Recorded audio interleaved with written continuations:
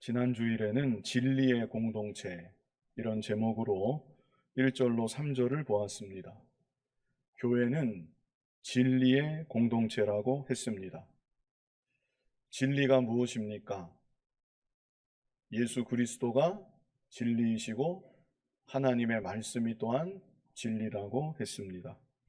그러므로 교회는 진리이신 예수 그리스도를 주님으로 고백하고 교회의 머리이신 주님께 온전히 굴복하는 공동체가 되어야 합니다. 그리고 교회는 하나님의 말씀을 주께서 직접 주시는 명령으로 알아 무슨 일이 있어도 말씀을 저버리지 아니하고 적당히 타협하지도 아니하고 말씀대로 온전히 순종하는 공동체가 되어야 합니다.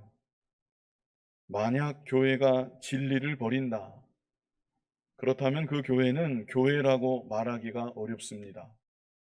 아무리 많은 사람들이 모인다 해도, 그리고 수많은 행사들과 유익한 자선 활동들이 왕성하게 이루어진다고 해도 진리를 버린다고 하면 그것은 교회의 본질을 버린 것이고, 그러므로 교회라고는 말하기가 어려운 것입니다. 진리를 완전히 버리지는 않았지만 진리에 있어서 확고하지 못하다. 그렇다면 그 교회는 심히도 연약한 교회입니다. 교회 건물이 아무리 크고 웅장하다 할지라도, 그 안에서 대단한 일들이 수없이 진행된다 할지라도 진리에 있어서 확고하지 못하다면 그 교회는 결코 좋은 교회일 수는 없는 것입니다. 그러므로 교회는 다른 모든 것들은 다 양보하는 일이 있다 할지라도, 심지어 잃어버리거나 빼앗기는 일이 있다 할지라도 진리만은 조금도 양보해서는 안 되는 것입니다. 디모데전서 3장 15절 우리 같이 한번 읽어보겠습니다. 같이 읽겠습니다. 만일 내가 지체하면 너로 하여금 하나님의 집에서 어떻게 행하여야 할지를 알게 하려 함이니 이 집은 살아계신 하나님의 교회요 진리의 기둥과 터니라. 아멘. 이 집은 살아계신 하나님의 교회요, 이렇게 말씀합니다. 그 다음에는 뭐라고 했습니까? 진리의 기둥과 터니라. 교회의 터는 진리입니다. 교회의 기둥도 진리입니다. 진리의 터 위에 세워져서 진리로 세워져 나아가는 것이 교회라는 것입니다. 그래서 교회는 진리의 공동체라는 것, 그리고 진리는 예수 그리스도이시고 하나님의 말씀이라는 것, 이것을 마음속에 꼭 기억하시기 바랍니다. 이제 이어지는 오늘 본문 4절은 진리의 공동체를 이루어가는 성도들 한 사람 한 사람이 실제로 진리 안에서 행해야 된다, 이것을 말씀해 주고 있는 것입니다. 그래서 진리 안에서 행하는 삶, 이런 제목으로 말씀을 증거하고자 합니다. 본문 4절 같이 한번 읽어보겠습니다. 너희 자녀들 중에 우리가 아버지께 받은 계명대로 진리를 행하는 자를 내가 보니 심히 기쁘도다. 자, 여기서 먼저 주목할 것은 우리가 아버지께 받은 계명대로 진리를 행하는 자, 이 구절입니다. 진리를 행하는데 무엇대로 진리를 행합니까? 계명대로 진리를 행한다. 계명은 하나님의 말씀입니다. 그래서 진리 안에서 행하는 삶, 이러면 좀 추상적일 수 있는데 진리 안에서 행하는 삶은 쉽게 말하면 말씀대로 순종하는 삶입니다. 어떤 삶이요? 말씀대로 순종하는 삶. 특별히 말씀이라는 말 대신에 여기 4절에 계명이라는 말을 쓰고 있습니다. 계명이라는 것은 하나님의 말씀이 우리에게 내리시는 하나님의 명령이라는 것을 강조하는 표현입니다. 그래서 하나님의 자녀는 하나님의 말씀을 대할 때 이것은 내게 내리시는 아버지 하나님의 명령이다. 교회의 머리이신 예수 그리스도의 명령이다. 이렇게 말씀을 대하여야 되는 것이고, 명령의 말씀 앞에 절대 굴복하는 중심으로 살아가야 되는 것입니다. 그런데 오늘날 하나님의 말씀을 대할 때 하나님의 말씀을 명령으로 알고 명령으로 받는 성도들이 얼마나 되겠는가? 명령이 아니라 그저 참고사항 정도로 받고 있지 않는가? 말씀을 듣거나 배울 때 참고만 하고 지나가는 것입니다. 그리고 실제 삶의 현장에서는 세상을 따라 살아갑니다. 그리고 자기 형편에 맞게 자기 생각이 주가 되어서 살아갑니다. 말씀으로 인해서 무언가 제약이 된다든지, 말씀으로 인해서 통제를 받는다든지, 말씀으로 인하여 인도가 되는 삶은 조금도 살아가고 있지 않은 것입니다. 그것은 진리 안에서 행하는 것이 아니다. 진리의 공동체를 이루어가는 하나님의 자녀다운 모습도 아니다. 자, 4절 제일 앞부분을 보면요, 4절 제일 앞부분에는 너의 자녀들 중에 그랬습니다. 여기서 자녀들은 지난주에 말씀한 대로 교회에 속한 성도들을 말하는 것입니다. 자, 그런데 계속 보면 너희 자녀들 중에 우리가 아버지께 받은 계명대로 진리를 행하는 자를 내가 보니, 성도들 중에 계명대로 진리를 행하는 자를 보았다는 그런 뜻이지요. 그래서 초대교회 때에도 모든 성도들이 다 하나님 말씀대로 순종하며 살았던 것은 아니었다. 물론 지금의 우리보다야 나았겠지만 모든 성도들이 진리 안에서 다 행하였던 것은 아니었다. 우리가 이 사실을 알 수가 있습니다.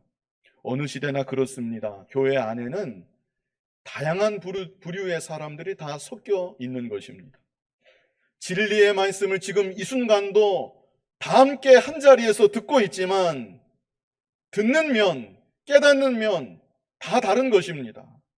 깨달은 뒤에 말씀을 따라 순종하는 면에 있어서는 그야말로 천차만별인 것입니다.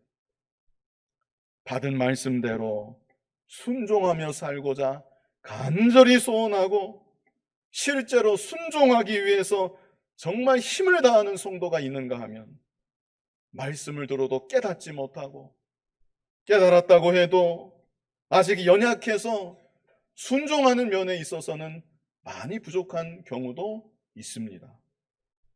또 어떤 경우는 처음부터 아예 순종할 마음 자체가 없는 사람도 있을 수가 있습니다.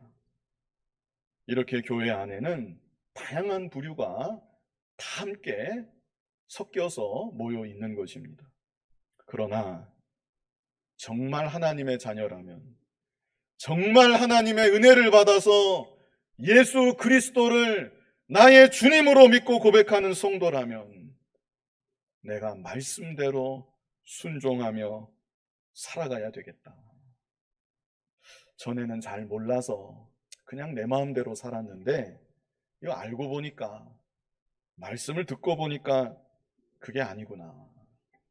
내가 이제부터는 들은 말씀대로, 깨달은 말씀대로 조금씩이라도 순종하면서 살아봐야 되겠다.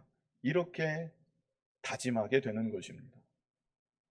그리고 순종하지 못하는 면에 있어서는 그 당연하게 여기는 것이 아니라 너무나도 안타깝게 생각을 하고, 하나님 앞에서도 하나님을 실제 믿고 인격적으로 교통을 하니까 하나님 아버지의 존전 앞에서도 죄송스럽게 생각하는 것이고, 비록 지금은 내가 온전히 순종하지는 못하지만 앞으로는 말씀대로 내가 순종하며 살아가야 되겠다.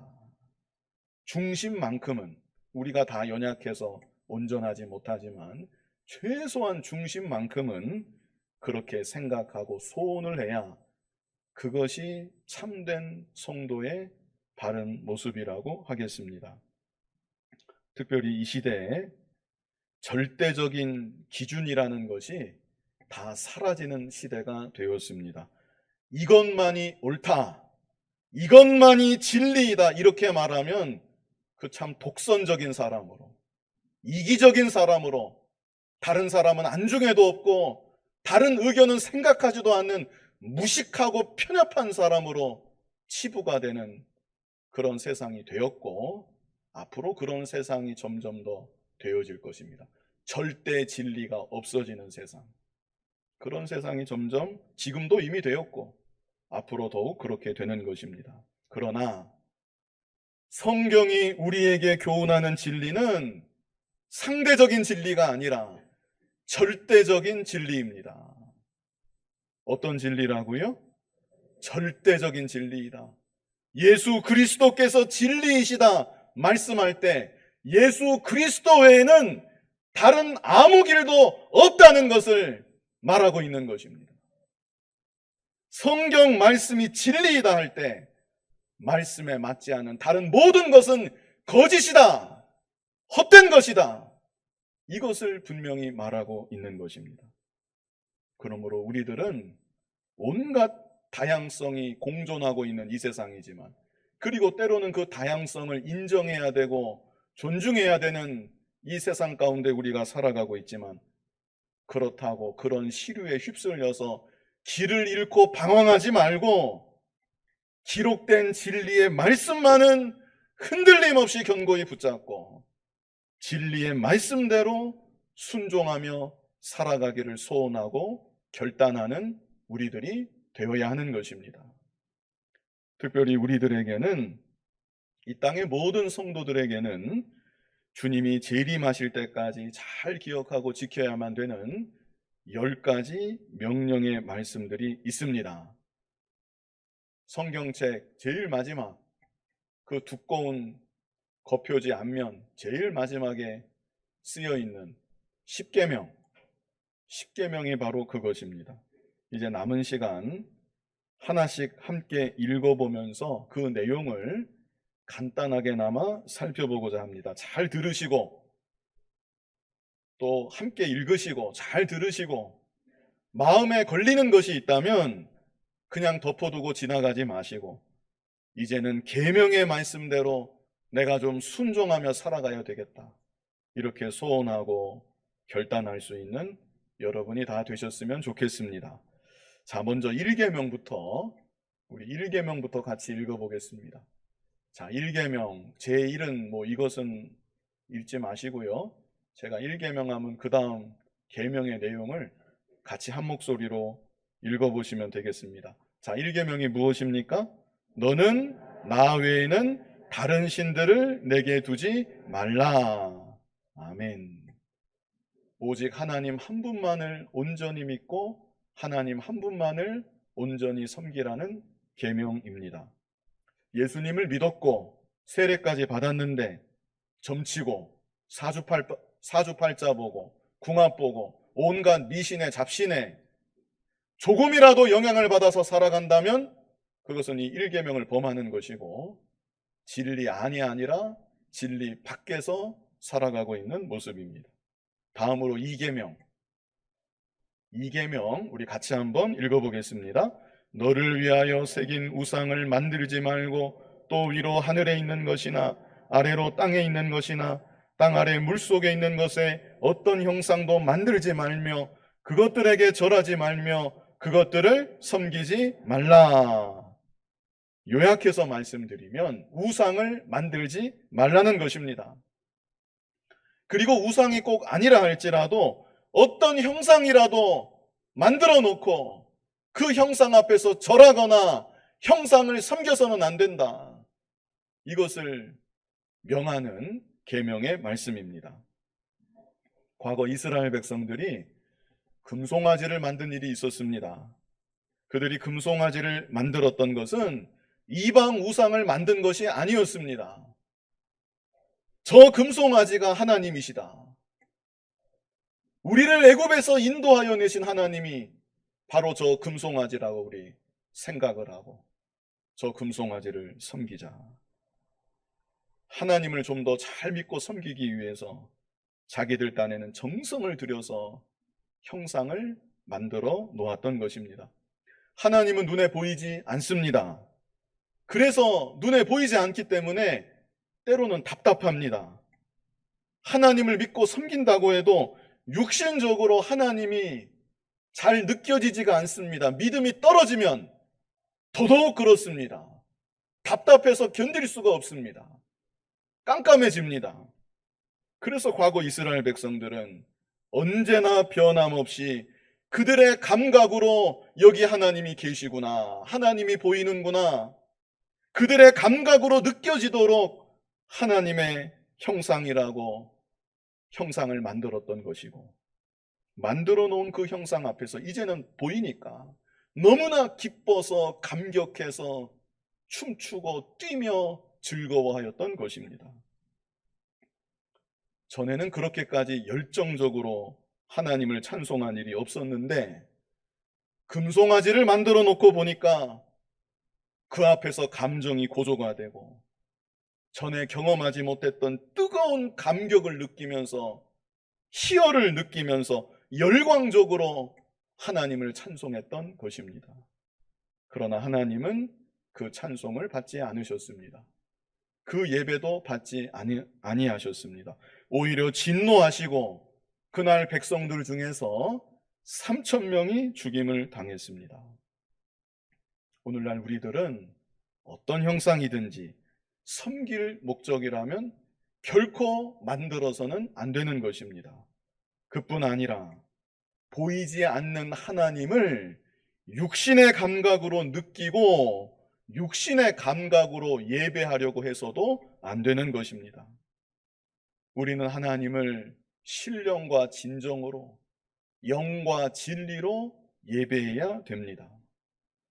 그렇게 예배하려면 어떻게 해야 될까요? 예배하기 전에 예배자가 하나님 앞에서 자신의 죄를 자복하고 통회하는 심령으로 철저히 회개해야만 되는 것입니다. 그 과정 없이 하나님을 예배할 때 예배하는 게 힘들어야 정상입니다.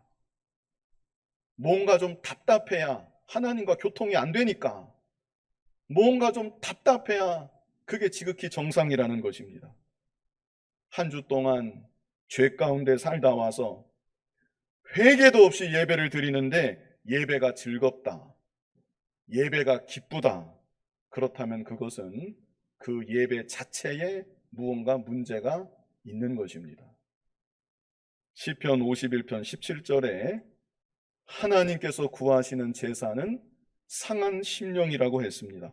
죄 가운데 있는 영혼이, 한 주 동안 죄로 더불어 먹고 살았던 영혼이 상한 마음으로 자신의 죄를 자복하고 회개할 때 비로소 하나님과 교통이 되는 것이고 하나님께서 기뻐 받으시는 바른 예배를 드릴 수 있게 되는 것이고 예배를 통해 내리어 주시는 하나님의 은혜와 복을 풍성히 받아 누릴 수 있게 되는 것입니다.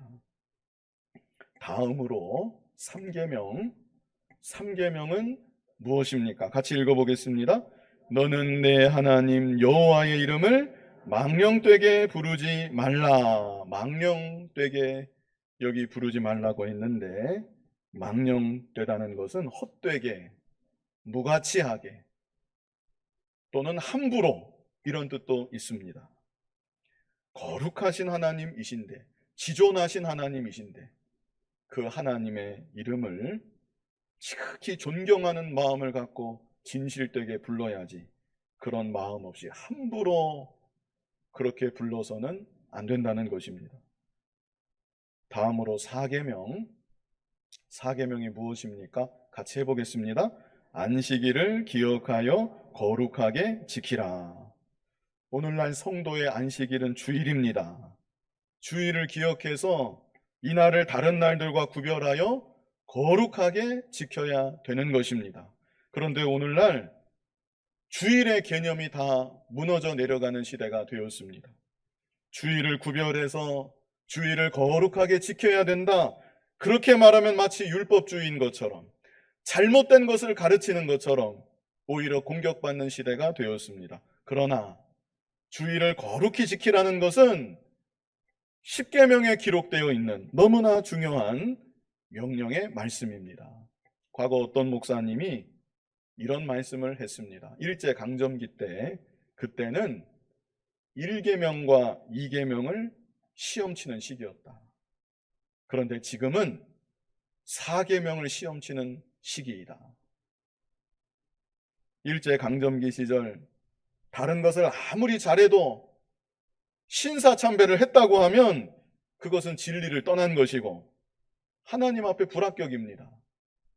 그러나 반대로 신사참배에 굴복하지 않았으면 그것은 그 시절에 시험을 이긴 것이고 하나님 앞에 합격이라고 말할 수 있다는 것입니다. 마찬가지로 이 시대, 특별히 어느 계명이 하나님이 시험 문제로 내시는 계명이겠는가? 모든 계명들이 다 중요하지만 4계명이 아니겠는가? 과거 어떤 목사님이 그렇게 생각하고 말을 남겼다는 것입니다. 세상이 너무나 바쁘게 돌아가서 주의를 구별해서 지킨다는 것이 점점 더 어려운 시대가 되어가고 있습니다. 전에는 거리를 다니다가 보면 주일은 쉽니다, 이런 간판을 종종 볼 수가 있었습니다. 그런데 지금은 주일은 쉽니다, 이런 간판 거의 보지 못하는 것 같습니다. 과거 우리나라 어떤 기업은 주일을 구별해서 거룩하게 모든 계열사들이 지켰던 그런 때가 있었습니다. 그런데 지금은 그 기업이 그렇게까지 안 하는 것으로 압니다.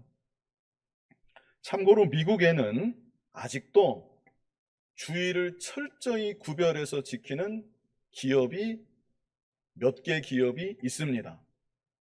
그 중에 대표적으로 칙필에이라고 제가 성경 공부할 때 소개한 적이 있었는데 우리말 상호명을 찾아봤더니 칙필레로 되어 있습니다. 이 칙필레는 미국의 외식 업체들 통틀어서 1등은 맥도날드, 2등은 스타벅스, 그 매출액에 있어서 미국 전체 외식 업체들 중에 맥도날드, 스타벅스, 세 번째가 칙필레입니다. 그런데 이 칙필레는 주일날만 되면 미국 전역에 있는 모든 가게들이 다 일제히 문을 닫습니다. 회계사들이 계산을 했는데 회계사들이 계산을 해서 보고를 한 건지 어쨌는지 모르겠는데 회계사들이 계산하기를 이로 인해서 1조 원 이상의 손해가 나고 있다. 어마어마한 금액입니다.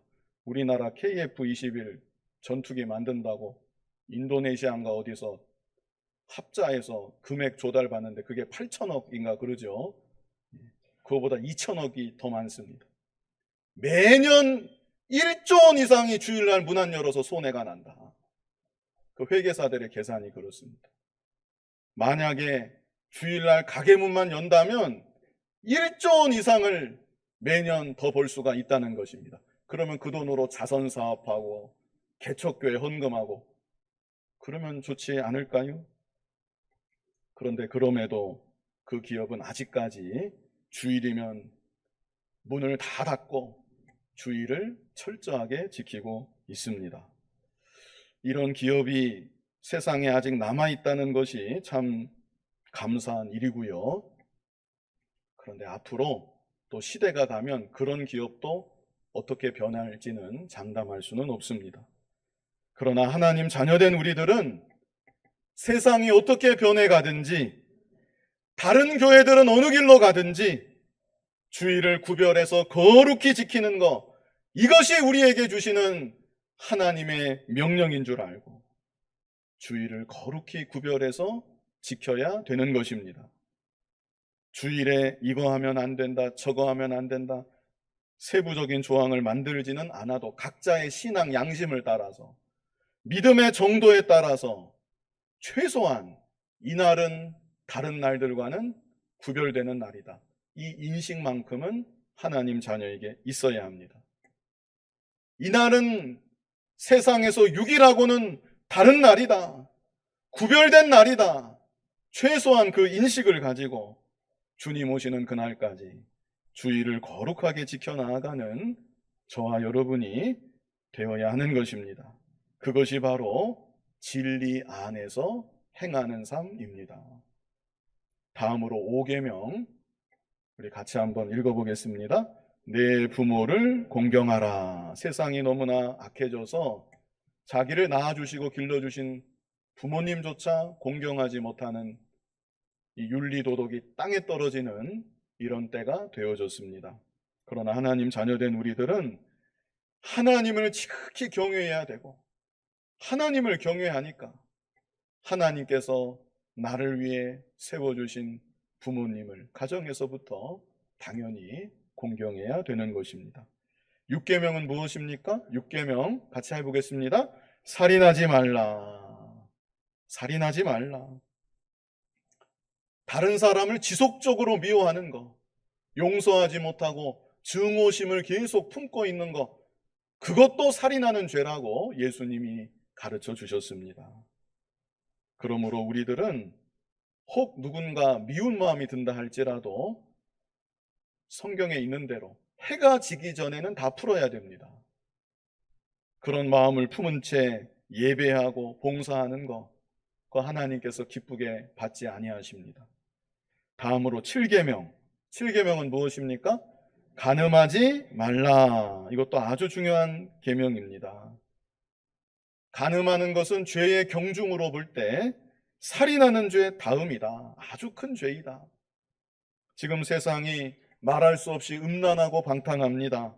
성적인 죄악에 대해서는 더 이상 죄악으로 치부하지 않고 인간의 자연스러운 욕망으로, 그래서 합의만 되면 문제가 없다는 식으로 그렇게 말하고 생각하는 그런 시대가 되었습니다. 그러나 성적인 부도도, 특별히 간음하는 죄는 정말로 큰 죄라는 것, 하나님께서 너무나도 미워하시는 죄라는 것, 하나님 자녀된 우리들은 이 사실을 결코 잊어서는 안 됩니다. 다윗 왕이 성군이고 하나님의 얼마나 많은 사랑을 받는 왕이었지만 그가 간음하는 죄를 짓고 이어서 충신 우리아를 모살하는 죄를 지었을 때 그의 남은 일생은 수많은 고난들로 첨철이 되는 험난한 남은 여생이 되고 말았습니다. 세상의 음란한 물결에 함께 취하지 말고 몸과 마음을 더욱 정결하게 지켜나가는 우리들이 되어야 합니다. 8계명은 무엇입니까? 같이 해보겠습니다. 도둑질하지 말라.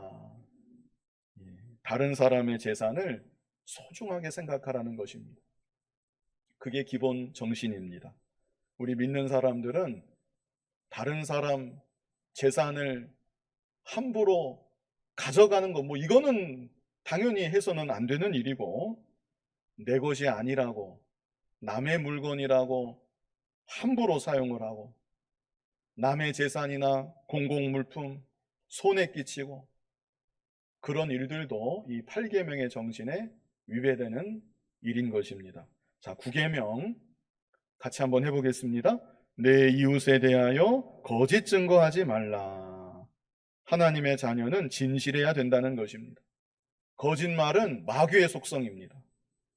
그러므로 우리들은 무슨 이유가 되었든지 간에 거짓말을 해서는 안 되는 것이다.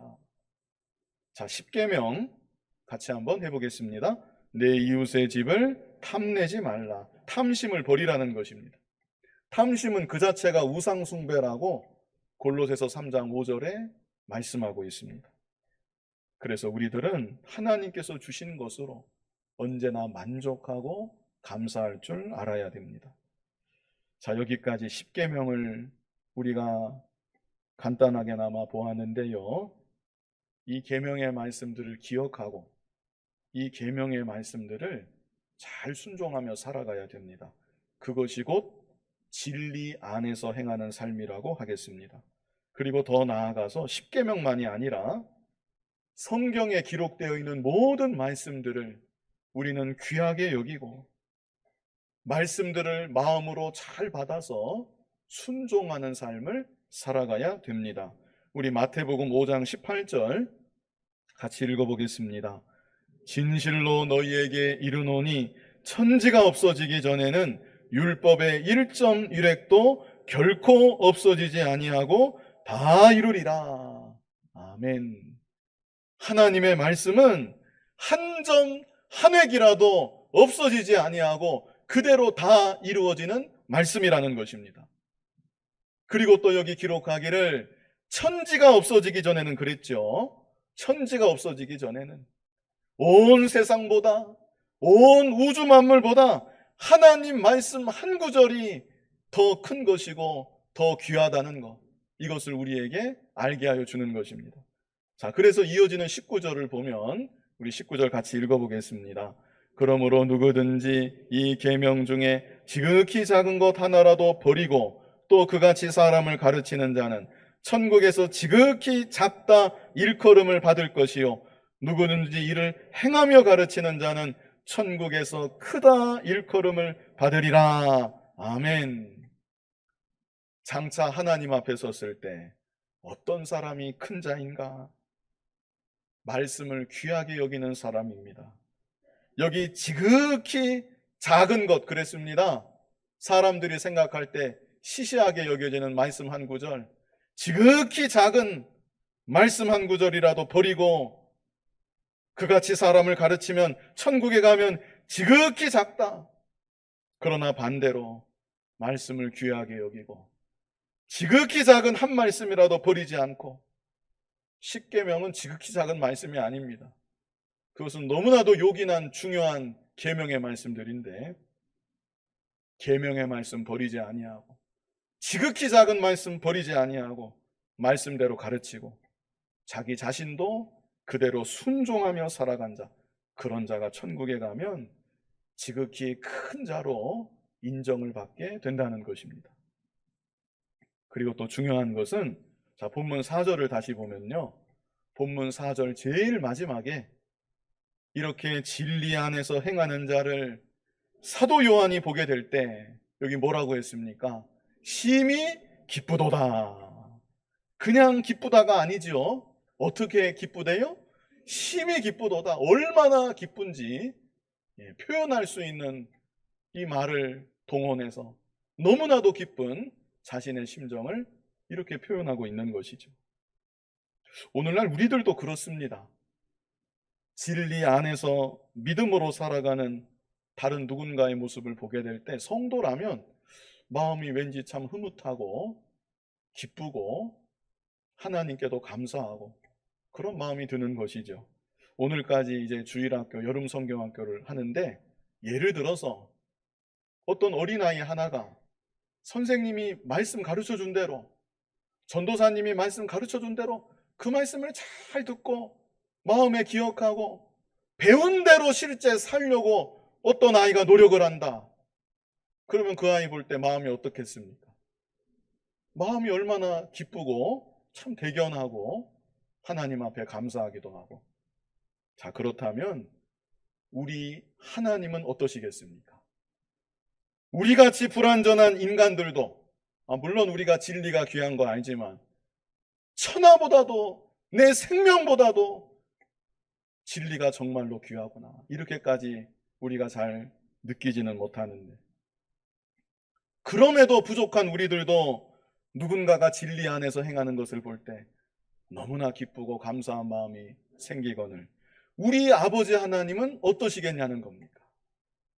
진리 그 자체이신 예수님은 또 어떠시겠냐는 겁니까? 그러므로 우리들이 내가 하나님 말씀대로 순종하며 살아갈 때 이것이야말로 하나님 아버지의 마음을 최고로 기쁘시게 하는 것이구나, 이것을 우리가 알고 생각할 수 있어야 되는 것입니다. 사무엘상 15장 22절 우리 같이 한번 읽어보겠습니다. 사무엘이 이르되 여호와께서 번제와 다른 제사를 그의 목소리를 청종하는 것을 좋아하신 같이 좋아하시겠나이까? 순종이 제사보다 낫고 듣는 것이 순양의 기름보다 나으니. 말씀을 잘 듣는 것, 말씀대로 순종하는 것, 그것이 너무나 귀하다는 것, 그것이야말로 하나님 기뻐하시는 일이라는 것, 그것을 말해주는 구절이죠. 요한삼서 1장 4절도 우리 같이 한번 읽어보겠습니다. 내가 내 자녀들이 진리 안에서 행한다함을 듣는 것보다 더 기쁜 일이 없도다. 자, 노구 90이 넘은 사도 요한이 나 이거보다 더 기쁜 게 없다, 이렇게 지금 말하고 있습니다. 아까도 말씀드렸지만 그렇다면 하나님 아버지의 마음은 얼마나 기쁘시겠는가. 우리가 이것을 기억해야 되는 것이죠. 이 시간 진리 안에서 행하는 삶, 이런 제목으로 말씀을 증거했습니다. 진리 안에서 행하는 삶, 쉽게 말하면 말씀대로 순종하는 삶이다. 물론 우리가 구원받는 것은 오직 하나님의 은혜로 받는 것입니다. 오직 하나님의 은혜로, 내 편에서는 예수 그리스도의 십자가와 부활을 믿음으로 그것으로 구원을 받는 것입니다. 우리가 받는 구원에 우리의 노력이나 우리의 행위가 조금이라도 포함되는 것은 결단코 아닙니다. 그러나 하나님의 자녀라면 중생한 생명의 본성이 하나님의 말씀을 사랑하는 것이고 하나님의 말씀을 귀하게 여기는 것이고 중생한 생명의 본성이 하나님 말씀 따라 순종하며 살아가게끔 되어 있다는 것입니다. 게다가 그렇게 살아갈 때 우리 아버지 하나님께서 그런 우리를 보시고 너무나도 기뻐하시고, 그리고 우리 자신도 하나님 앞에 서게 될 때 칭찬과 상급과 영광을 얻게 된다. 이것을 우리에게 말씀해 주고 있습니다. 세상 마지막이 점점 더 다가오고 있는 지금 입으로는 믿는다고 하는데 믿음의 열매는 조금도 나타나지 않는 명목상의 신자만 점점 더 많아지고 있지는 않은지 모르겠습니다. 이런 분위기에 휩쓸려서 나 또한 교회 다니는 것으로 만족하고 신앙 연조만 쌓아져 가는 것, 그것으로 만족하고 다 되었다고 생각하고 그렇게 형식적으로 살아가고 있지는 않은지 우리 스스로를 돌아봐야 됩니다. 진리가 점점 희박해지고 있습니다. 진리를 따라 진리 안에서 말씀대로 순종하며 사는 사람 점점 찾아보기 어려운 때가 되어지고 있습니다. 이러한 때 진리의 공동체를 이루어가는 지체된 성도로서 실제 삶 가운데 진리 안에서 행하는 삶, 말씀대로 순종하는 삶, 하나님 자녀다운 복된 삶을 살아가는 여러분이 다 되시기를 간절히 바랍니다. 거룩하신 아버지 하나님, 하나님의 자녀로 또 은혜로 하나님의 무한하신 사랑을 입어 독생자 예수 그리스도의 십자가 보혈의 대속 공로로 구원함을 받았는데 그 은혜에 감사해서 이 세상 살아가는 동안 하나님의 말씀을 더욱 사랑하고 귀히 여기고 말씀대로 순종하며 살아가는 진리 안에 행하는 우리들 모두가 되게 하여 주시옵소서. 예수님 이름으로 기도하옵나이다. 아멘. 찬송